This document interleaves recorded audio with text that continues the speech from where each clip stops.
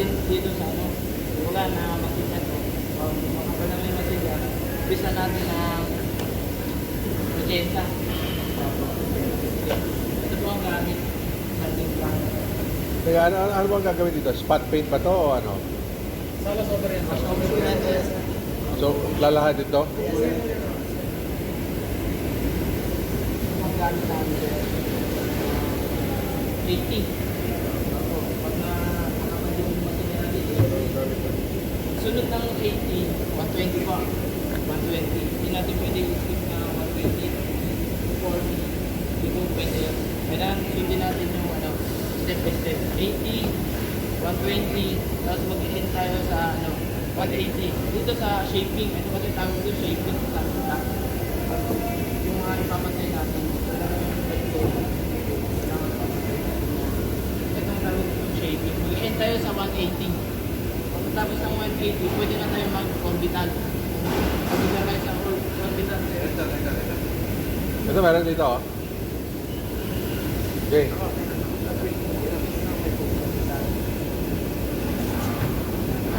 Orbital po tayo sa orbital. Pag high grid na po, pagkatapos ng 180, gagamit po tayo ng 240. 240 po. Pagkatapos ng 180, 240. Pagkatapos ng 240, isa nyo na, 320. Ang huli nito, 400. Primer na po. So, ito ngayon ulitin natin.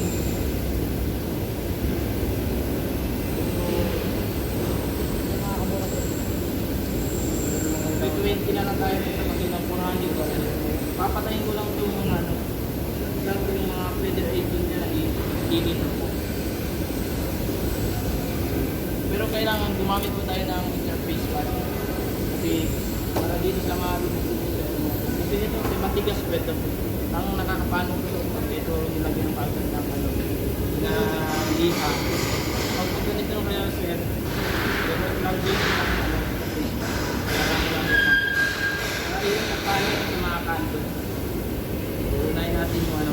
Gumagamit pa kayo interface? Ito, meron po kayo. Binabasa ba yung interface? Hindi binabasa po yun. Hindi matitipid. Kasi madalas nakikita ko papad, di ba? Tutuklap yan. Bawal ako yung babasa. Tsaka ito, bawal yung babasa. Babasa sa maano yung ano. Tutuklap yung mga po.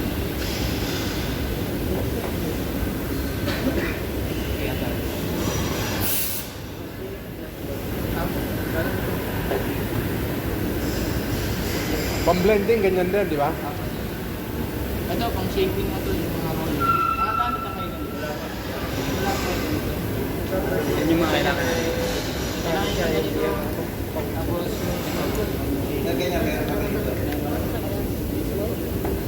Meron tayo, pero ginagamit pa. meron kasi kahoy. Pero may kahoy dito, hindi naman pati. Hindi, ganyan din. Sa